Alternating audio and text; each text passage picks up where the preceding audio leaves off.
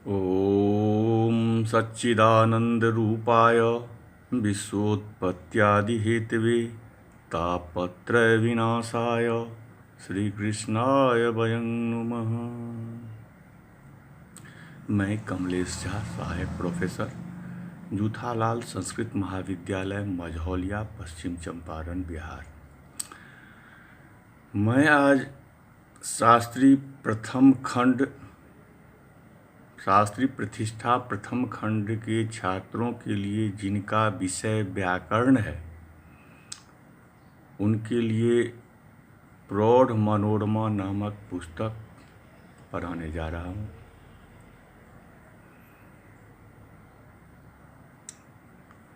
जो भट्टोजी दीक्षित द्वारा रचा हुआ ग्रंथ है। तो सर्वप्रथम मैं व्याकरण की महत्ता, प्राचीनता एवं महत्ता और ग्रंथकारों के विषय में, वैयाकरणकारों के विषय में उनका परिचय प्रस्तुत करने जा रहा हूँ।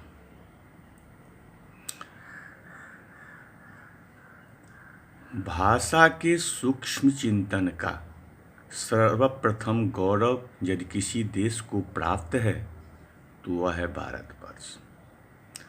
हमारे मनीषियों ने, हमारे विद्वानों ने अति प्राचीन काल से ही शब्द तत्व के विषय में सोचना प्रारंभ कर दिया था। उन्होंने भाषा और शब्द की विभिन्न अवस्थाओं पर विचार किया था। इसका स्पष्ट प्रमाण है कि यहाँ का विशाल व्याकरण साहित्य। पतंजलि ने अपने भाष्य में एक उपाख्यान का संकेत किया है। उनके अनुसार बृहस्पति ने इंद्र को प्रतिपद अन्वाख्यान करते हुए शब्दों का अनुशासन किया था।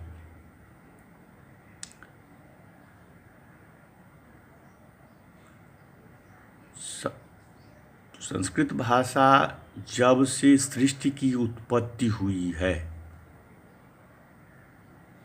तब से ही संस्कृत भाषा की प्राचीनता, तब से ही संस्कृत भाषा चली आ रही है व्यवहार में। महाभाष्यकार ने अपने ग्रंथ में लिखा है कि बृहस्पतिरिन्द्राय एवं ही श्रूयते बृहस्पतिरिन्द्राय दिव्यम वर्ष सहस्रम प्रतिपदोक्तानां शब्दानां शब्दपारायणं प्रोवाच। किंतु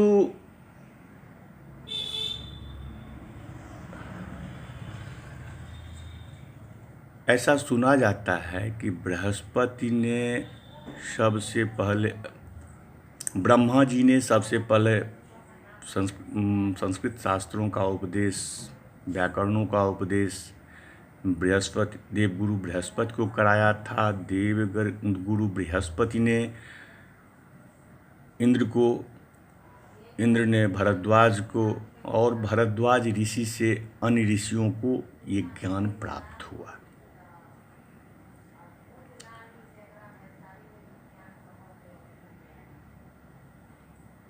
किंतु उस पद्धति के द्वारा अध्यापन और अध्ययन में प्रश्नवाचक चिन्ह पतंजलि ने लगा दिया था। कारण स्पष्ट था कि उस पद्धति में अत्यधिक विस्तार था, अतः सामान्य मनुष्य के लिए वह संभव नहीं थी। कालांतर में इस दिशा में चिंतन करते हुए विद्वानों ने एक नई पद्धति का आविष्कार किया। उनके अनुसार प्रत्येक शब्द पर विचार न करके कुछ सामान्य और कुछ अपवाद नियम बनाकर शब्दानुशासन पर महत्व दिया जाने लगा। इस पद्धति का आश्रयन आचार्य पाणिनि ने अपने ग्रंथ अष्टाध्यायी में सर्वत्र किया है। परंतु पाणिनि ही प्रथम आचार्य नहीं थे। इनके पूर्व भी अनेक आचार्य हो चुके थे। उनका स्पष्ट प्रमाण स्पष्ट उल्लेख स्वयं पाणिनि ने किया है। पाणिनि ने अपने कुछ पूर्ववर्ती आचार्यों के, जिनका संप्रदाय प्रचलन में था, उनमें आपिसल, काश्यप, गार्ग्य, गालव, चाक्रवर्मन, भारद्वाज, शाकटायन, शाकल्य, सेनक और स्फोटायन, इन मनीषियों का वर्णन उन्होंने अपने ग्रंथ में किया है। व्याकरण शास्त्र की प्राचीनता वैदिक काल से ही प्रतीत होती है। पाणिनीय व्याकरण में प्रयुक्त कुछ संज्ञाओं का स्पष्ट उल्लेख गोपथ ब्राह्मण में है। इसके अतिरिक्त रामायण, महाभारत, निरुक्त, महाभाष्य और काशिका आदि के उल्लेखों से व्याकरण शास्त्र की प्राचीनता स्पष्ट है। जिस समय से वेदांगों की सत्ता बनी, तब से व्याकरण का अस्तित्व मानना आवश्यक है। पतंजलि ने महाभाष्य में एक वचन उद्धृत करके खड़ंग सहित व्याकरण का अध्ययन मनुष्यों का कर्तव्य बताया है। ब्राह्मणेन निष्कारणो धर्मः खड़ंगो वेदो धियो ज्ञेयश्चेति। किसी भी भाषा को सम्यक रूप से और शुद्ध रूप से जानने के लिए ही व्याकरण का निर्माण किया जाता है, उनका व्याकरण बनाया गया है। अब यहाँ आगे अनेक व्याकरण संप्रदाय। आचार्य पाणिनि के पहले भी अनेक व्याकरण संप्रदाय सत्ता में थे। कहीं 8 और कहीं 9 व्याकरण संप्रदायों का उल्लेख है। इंद्रश्चंद्रः, काशक कृत्स्नः, आपिशली शाकटायनः, पाणिन्यमर जैनेन्द्राः जयन्त्यष्टाब्दी शाब्दिकाः। कवि कल्पद्रुम में जैनेन्द्र ने लिखा है, ये 8 व्याकरण पाणिनि से पूर्व हो चुके, पाणिनि और पाणिनि से पूर्व हो चुके थे। और कहीं 9 का भी उल्लेख है। ऐन्द्रं, चांद्रं, काशक कृत्स्नं, कौमारं, शाकटायनं, सारस्वतं, आपिशलं, शाकल्यं, पाणिनीयकम्।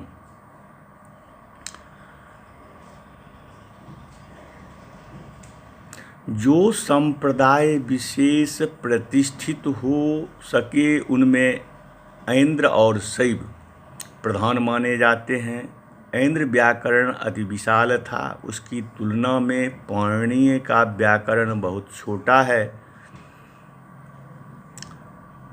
पाणिनीय व्याकरण शैव संप्रदाय का प्रतिनिधि है। अब आचार्य पाणिनि के विषय में जानकारी देना चाहूँगा। पाणिनि के समान दूसरा व्याकरण विश्व में नहीं हुआ है। इनके समक्ष संस्कृत का विशाल वाङ्मय उपस्थित था। विभिन्न स्थानों पर प्रयुक्त शब्दों के रूपों और उनके अर्थों में भी कहीं कहीं अंतर था। प्राचीन आचार्यों के शब्दानुशासन भी विद्यमान थे। इन सभी का अध्ययन और चिंतन करना आवश्यक था। पाणिनि ने अपने विलक्षण लोकोत्तर प्रतिभा से इस दिशा में अति प्रशंसनीय कार्य किया।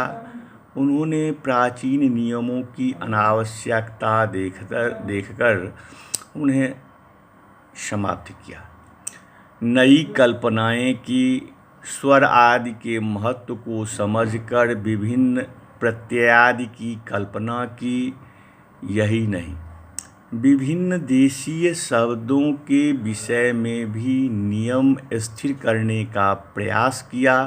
इन सब के फलस्वरूप उन्होंने एक सर्वांगीण व्याकरण प्रस्तुत करने में आशातीत सफलता प्राप्त की। इनके व्याकरण को व्यापकता, गंभीरता, सूक्ष्मता इनके व्याकरण की व्यापकता, गंभीरता, सूक्ष्मता और उपयोगिता देखकर भारत की नहीं अपितु विश्व के समीक्षक नतमस्तक हो जाते हैं। अब पाणिनि के देश अर्थात जन्म स्थान के विषय में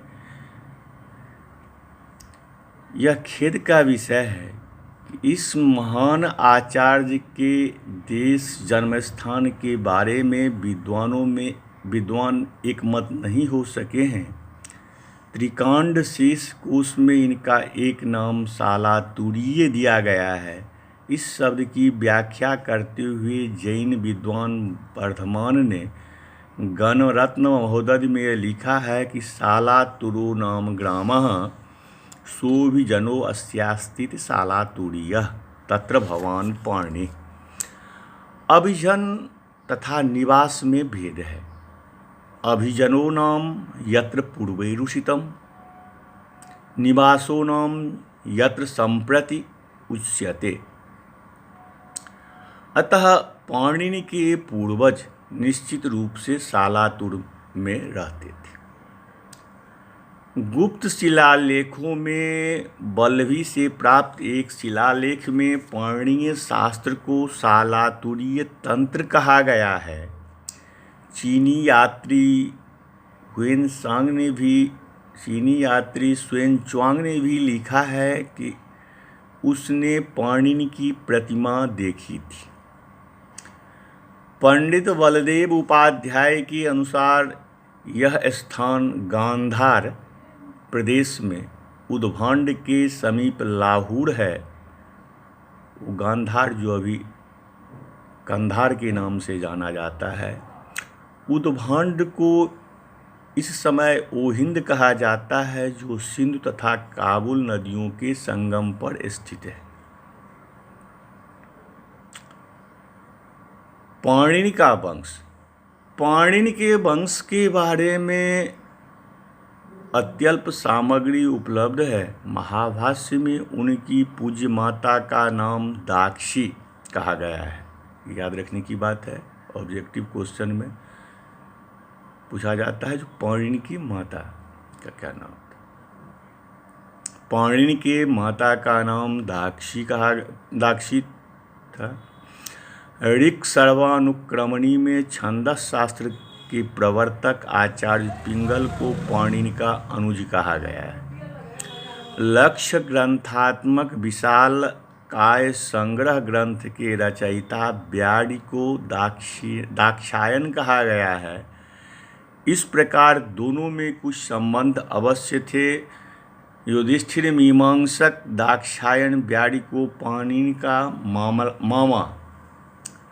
मातुल मानते हैं, परंतु पंडित बलदेव उपाध्याय ममेरा भाई मानते हैं। उपाध्याय जी का कथन ही तर्कसंगत है, क्योंकि दक्ष का पुत्र दाक्ष और पुत्री दाक्षी। पाणिनि का जुवापत्य दाक्षायन होता है। पंचतंत्र के प्रसिद्ध कथन से पाणिनि की मृत्यु सिंह द्वारा हुई थी। सिंहो व्याकरणस्य कर्तुरहरत् प्राणान् प्रियान् पाणिने। अब पाणिनि के काल के विषय में। पाणिनि का जन्म काल अति विवादग्रस्त है। युधिष्ठिर मीमांसक के अनुसार इनका जन्म उस समय हुआ था जब वैदिक संस्कृत ह्रासोन्मुख थी और लौकिक संस्कृत विकासोन्मुख। यह समय ईसा से लगभग 3000 वर्ष पूर्व होना चाहिए। दूसरे समीक्षक इतनी प्राचीनता के समर्थक नहीं हैं। वे गौतम बुद्ध के समकालीन समीप काल में उनका जन्म मानते हैं। प्राचीन पाणिनि ने कुमारश्रवणादिभि सूत्र में श्रवणा का उल्लेख किया है। यह बौद्ध सन्यासिनी के लिए प्रयुक्त होता है। अतः पाणिनि बुद्ध से परवर्ती प्रतीत होते हैं। अन्य आलोचक इस आधार का खंडन करते हैं। पाणिनि का एक सूत्र है निर्वाणो वाते। काशिका आदि में इसके उदाहरण हैं निर्वाणो अग्निः, निर्वाणो दीपः, निर्वाणो भिक्षु। यदि पाणिनि बुद्ध के बाद होते तो बौद्ध धर्म में प्रसिद्ध निर्वाण का अर्थ लिखते। रहा श्रवणा का प्रयोग, वह तो ब्राह्मण ग्रंथों में भी मिलता है। अतः शब्द विशेष के आधार पर पाणिनि को बुद्ध के पश्चात मानना ठीक नहीं है। साथ ही बुद्ध वचन सभी पाली में हैं। यह उस समय बोलचाल की भाषा थी। पाणिनि के अनुसार संस्कृत बोलचाल की भाषा थी। यह भाषा का अंतर भी पाणिनि की पूर्वकालिकता सिद्ध करता है, अर्थात पाणिनि बौद्ध से पहले हुए थे। डॉक्टर वासुदेव शरण अग्रवाल ने अपने पाणिनि कालीन भारतवर्ष ग्रंथ में पाणिनि का समय ईस्वी पूर्व 500 वर्ष सिद्ध किया है। अब पाणिनि की शिक्षा दीक्षा के बारे में भी जानकारी लीजिए थोड़ा। पाणिनि का जन्म लाहौर, वर्तमान लाहौर प्रांत में हुआ था। अतः उसके समीपवर्ती तक्षशिला विद्यापीठ में इनका शिक्षा ग्रहण प्रतीत होता है। राजशेखर ने पाटलिपुत्र में पाणिनि की विद्वता की परीक्षा का उल्लेख किया है। यह प्रसिद्ध है कि प्रारंभ में पाणिनि मंदबुद्धि छात्र थे। नित्य प्रति के अपमान से दुखी होकर उन्होंने देव भक्ति का आश्रय लेना निश्चित किया और आशुतोष भगवान शंकर की आराधना करने लगे। दीर्घ तपस्या के बाद, लंबी तपस्या के बाद भगवान प्रसन्न हुए। भगवान का आविर्भूत होकर उन्होंने 14 बार अपना डमरू बजाया। इससे पाणिनि को अयोण आदि 14 सूत्रों का दर्शन हुआ। यह 14 सूत्री पाणिनि व्याकरण की आधारशिला है। यह 14 सूत्र अयुण से लेकर लर्ण तक जो 14 सूत्र बतलाया गया है वो पाणिनि व्याकरण की आधारशिला है।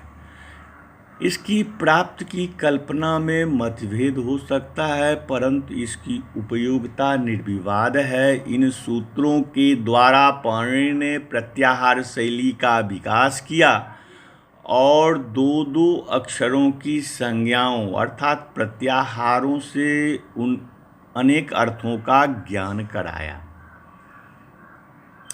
इनकी इस कल्पना से प्रसन्न होकर समीक्षकों ने मुक्त कंठ से इनकी प्रशंसा की है। भाष्यकार पाणिनि की प्रशंसा में लिखते हैं, भाष्यकार पतंजलि पाणिनि की प्रशंसा करते हुए लिखते हैं कि शोभना खलु पाणिनि सूत्रस्य कृतेः।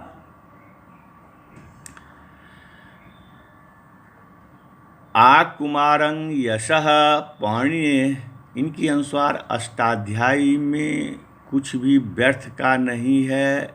इसी प्रकार काशिका आदि में भी अनेक प्रशस्ति वचन मिलते हैं।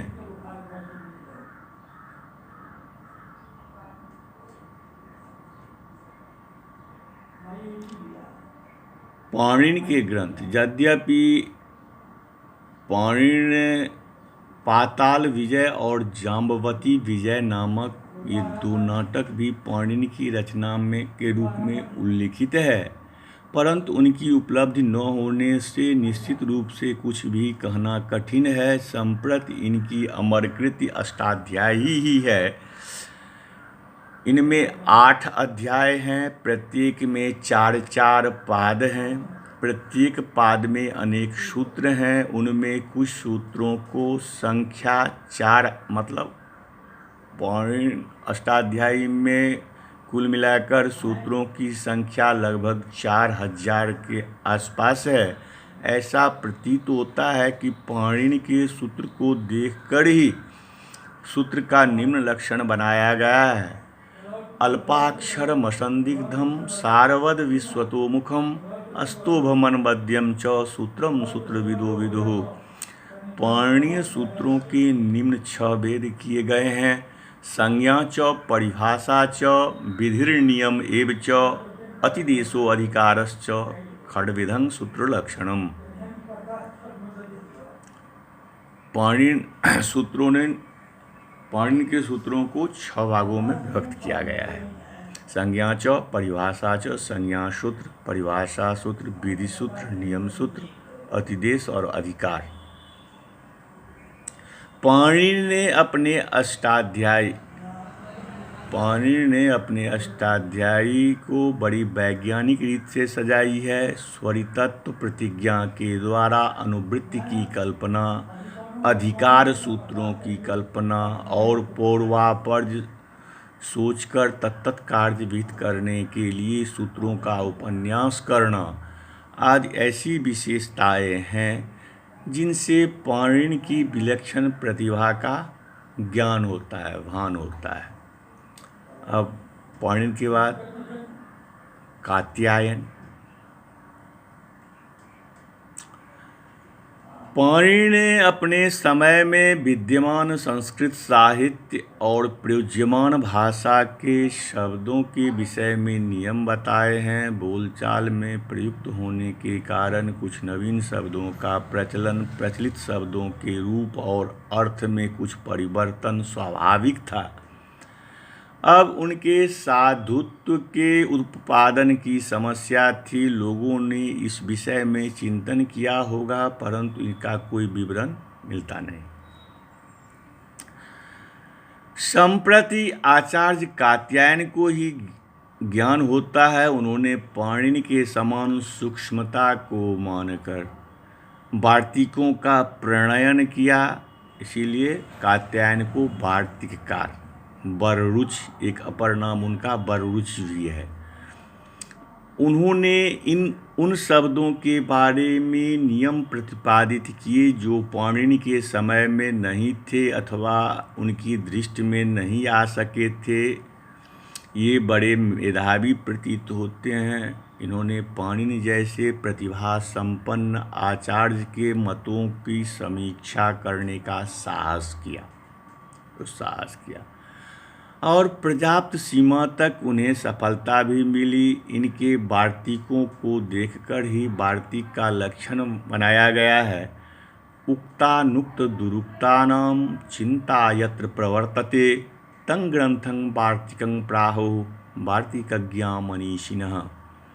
यह खेद का विषय है कि इन महान आचार्यों के विषय में हम सर्वथा अज्ञान में हैं। इन्हें पाणिनि से उत्तरवर्ती माना जाता है। यदि पाणिनि की न्यूनतम सीमा ईस्वी पूर्व 500 वर्ष है तो कात्यायन की ईस्वी पूर्व 300 वर्ष। इनके देश आदि का भी कोई ज्ञान नहीं होता है। महाभाष्य में इन्हें दाक्षिणात्य कहा गया है।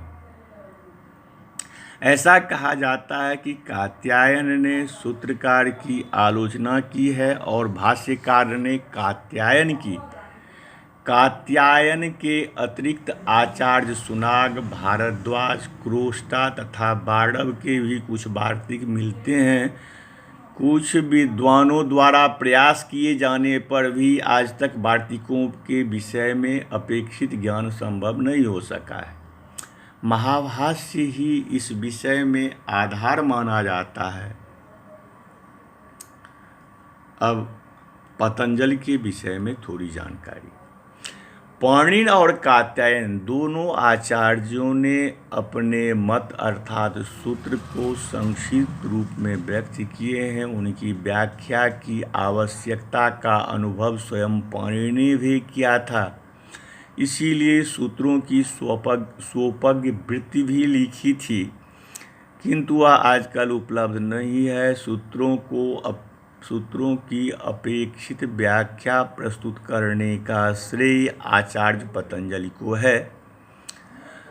उन्होंने अपने महाभाष्य में रोचक, सुबोध किंतु गंभीर शैली में व्याकरण शास्त्रीय पदार्थों का प्रतिपादन किया है। इन्होंने सूत्रों पर लिखे गए वार्तिकों को साथ में लेकर उन दोनों की विस्तृत समीक्षात्मक व्याख्या लिखी है। इन्होंने केवल व्याख्या ही नहीं लिखी, अपितु अनेक स्थलों पर अपने स्वतंत्र मत भी प्रस्तुत किए हैं, जिन्हें इष्टि कहा जाता है। इनके महाभाष्य में आह्निकों के माध्यम से प्रकरण विभक्त है। ऐसा प्रतीत होता है कि उतना विषय एक दिन में पढ़ाया जाता था। यह उस युग की अध्ययन की विशेषता प्रकट करता है। अब पतंजलि के देश स्थान के विषय में, जन्म स्थान के बारे में, पतंजलि के जन्म स्थान के बारे में भी कुछ विवाद है। कुछ विद्वानों ने इन्हें कश्मीर का माना है, दूसरे इन्हें काशी क्षेत्र का सिद्ध करते हैं। इनका एक नाम गोनर्दीय है। इस आधार पर इनका जन्म स्थान गोनर्द था या पंजाब के किसी स्थान का नाम है, ऐसा कुछ लोग मानते हैं, कुछ विद्वान ऐसा मानते हैं। दूसरा, इसे उत्तर प्रदेश के गोंडा को मानते हैं। अब पतंजलि के काल के विषय में, इस समय के विषय में, इनका काल अधिक विवादग्रस्त नहीं है, क्योंकि इन्होंने वर्तमान कालिकता के उत्पादन के प्रसंग में काण्ववंशीय राजा पुष्यमित्र को यज्ञ कराने का उल्लेख किया है। ये स्वयं भी उसमें आचार्य थे। इसी प्रकार लंग लकार के उत्पादन में मिनांडर नामक यमन के आक्रमण का उल्लेख किया है।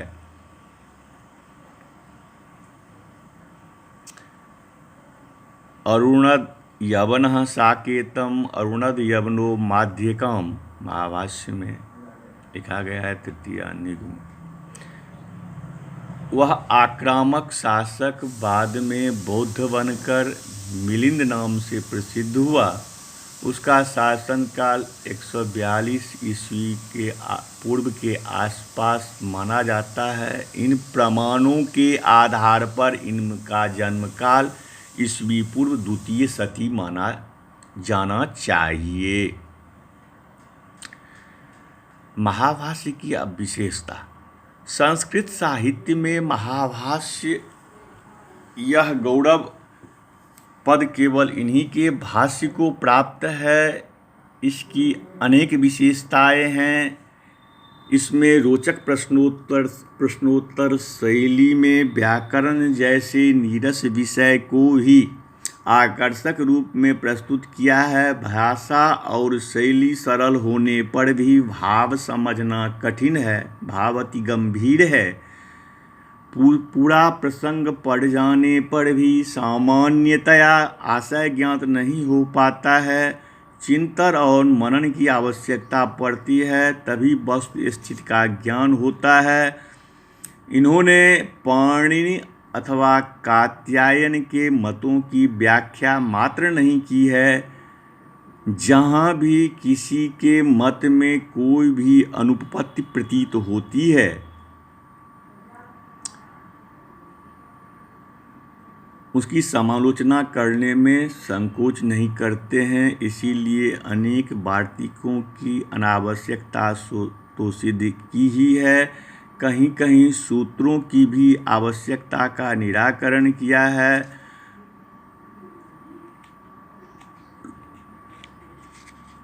इन्होंने भाषा के विषय में लोक व्यवहार को सर्वाधिक मान्यता दी है। आज के भाषा वैज्ञानिक भी इसी को आधार मानकर चल रहे हैं।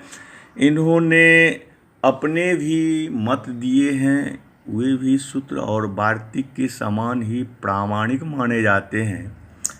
विवादग्रस्त स्थलों पर इनका मत भी सर्वाधिक मान्य होता है, उसी के अनुसार प्रयोग शुद्ध होता है। इसीलिए यह कहा जाता है कि यथोत्तरम मुनीनां प्रामाण्यम।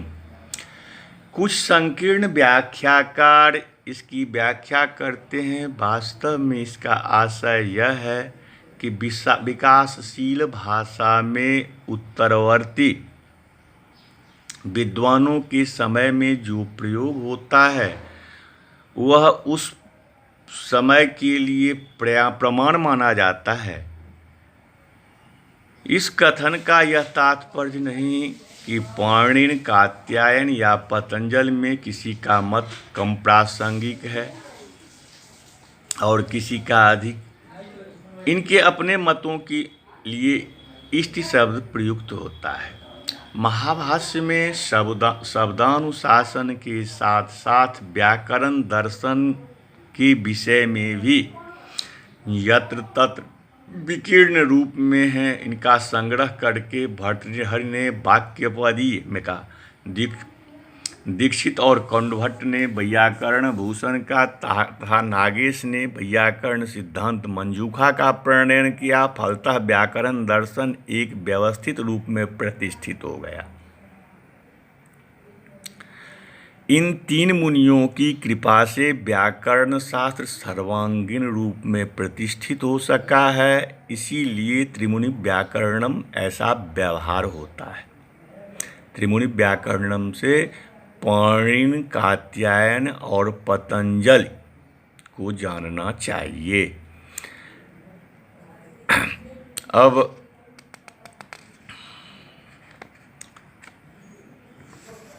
अब आइए भट्टोजित ग्रंथ पर। शब्द जो प्रौढ़ मनोरमा नामक ग्रंथ है वो भट्टोजी दीक्षित द्वारा विरचित है। तो अब भट्टोजी दीक्षित के बारे में भी कुछ जानकारी प्राप्त कर लेना चाहेंगे। अष्टाध्यायी क्रमानुसारी अध्ययन की ओर अरुचि उत्पन्न कराना और प्रक्रिया क्रमानुसारी अध्ययन की ओर प्रवृत्ति कराना जिन विद्वानों का कार्य रहा है उनमें भट्टोजी दीक्षित अग्रणी हैं। उन्होंने अपने तीक्ष्ण बुद्धि और गंभीर चिंतन के माध्यम से प्रक्रिया क्रम को जनमानस में दृढ़ता के साथ प्रतिष्ठित कर दिया। इस समय यह स्थिति है कि बहुत से अध्येता इनकी अमरकृत वैयाकरण सिद्धांत कौमुदी को व्याकरण का सर्वस्व मान बैठे हैं। इन लोगों को पाणिनि व्याकरण के अन्य ग्रंथों के विषय में न तो कोई जानकारी है और न जानने की उत्सुकता, जिज्ञासा। आज इस सिद्धांत कौमुदी के आगे सभी प्राचीन ग्रंथों का महत्व क्षीण हो गया है।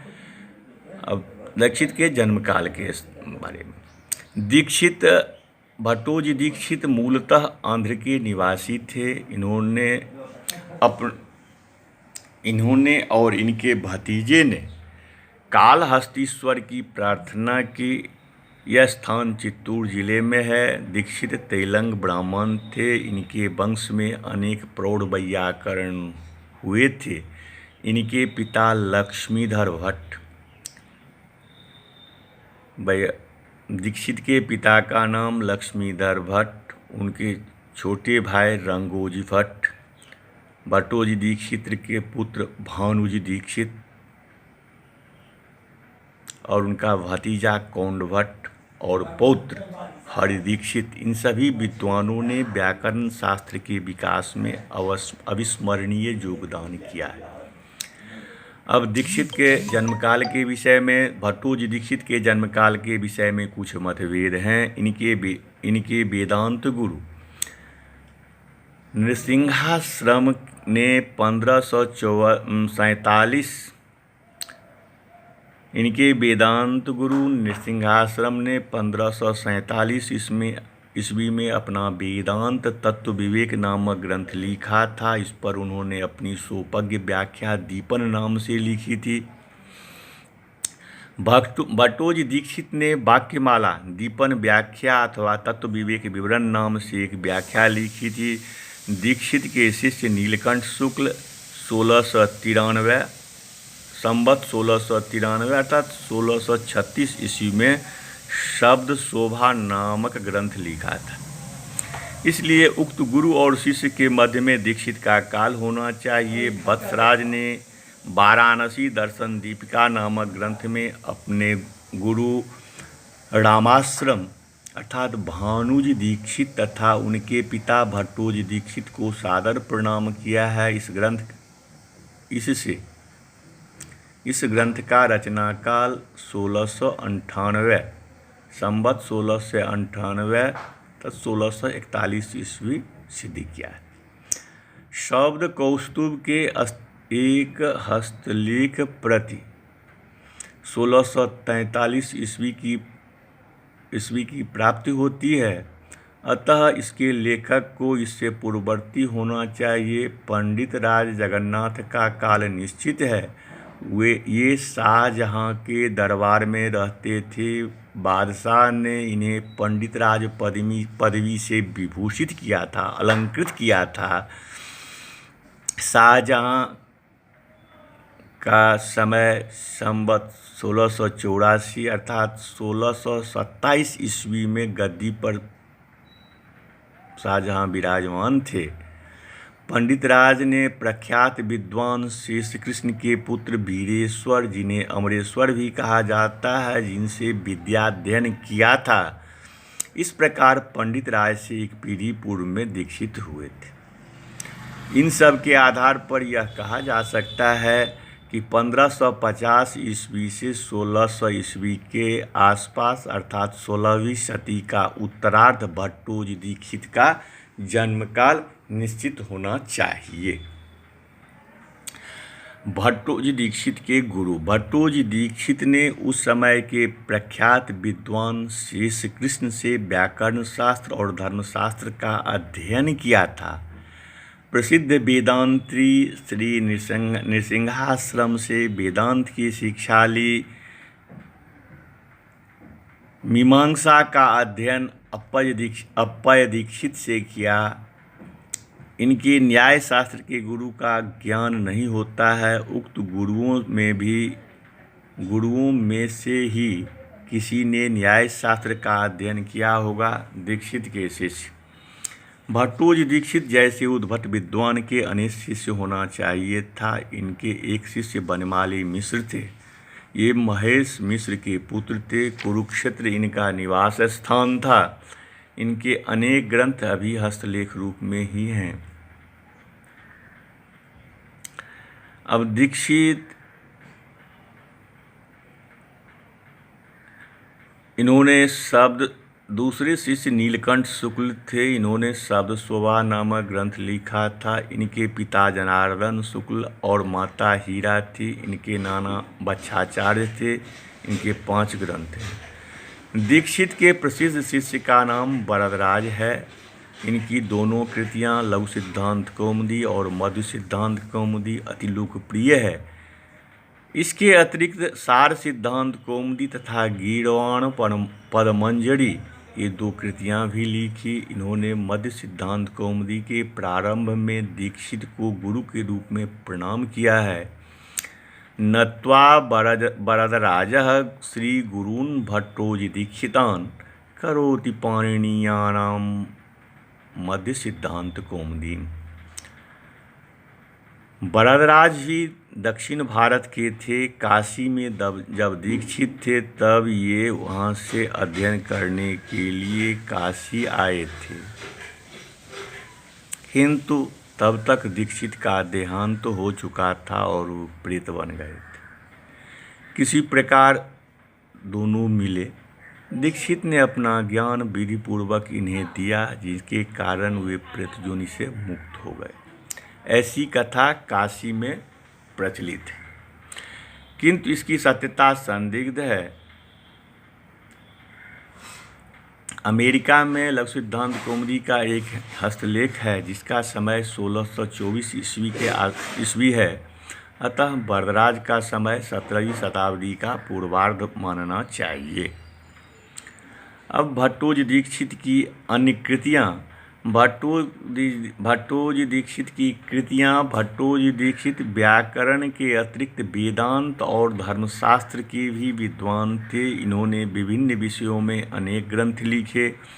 धर्मशास्त्र में अशौच प्रकरण, तिथि निर्णय, त्रिस्थली सेतु, वेदांत में वेदांत तत्व विवेक दीपन व्याख्या, अद्वैत कौस्तुभ, तत्व सिद्धांत चंद्रिका, विविध विषय, तंत्राधिकार निर्णय, वेदभाष्य सार, तत्व सिद्धांत दीपिका, तैत्तिरीय संध्या भाष्य, व्याकरण में शब्द कौस्तुभ, व्याकरण सिद्धांत कौमुदी, प्रौढ़ मनोरमा, धातु पाठ निर्णय, लिंगानुशासन पद्धति, वैयाकरण भूषण कारिका। शब्द कौस्तुभ यह अष्टाध्यायी सूत्रों की विस्तृत व्याख्या है। इसमें महाभाष्य की विषयों की भी चर्चा है। उसी के समान अनेकों में विषय विभाजन है। यह इनकी प्रथम प्रौढ़ रचना है। सिद्धांत कौमुदी और वैयाकरण भूषण चंद्रिका इनके बाद की रचना है। सिद्धांत कौमुदी के अंत में लिखा है, इत्थं लौकिक शब्दानां दिंग मात्रमिहि दर्शितम विस्तरस्तु तथा शास्त्रम दर्शितं शब्द कौस्तुभे। वैयाकरण भूषण के प्रारंभ में यह कारिका है। फाणिभाषित भाष्याब्दे शब्द कौस्तुभ उद्धृतः तत्र निर्णीत एवार्थः संक्षेपे नेह कथ्यते। यह दुर्भाग्य का विषय है कि शब्द कौस्तुभ जैसा उपयोगी ग्रंथ आज पूर्ण रूप में उपलब्ध नहीं होता है। केवल तृतीय अध्याय के चतुर्थ अन्य की उपलब्ध और प्रकाशित हैं। इस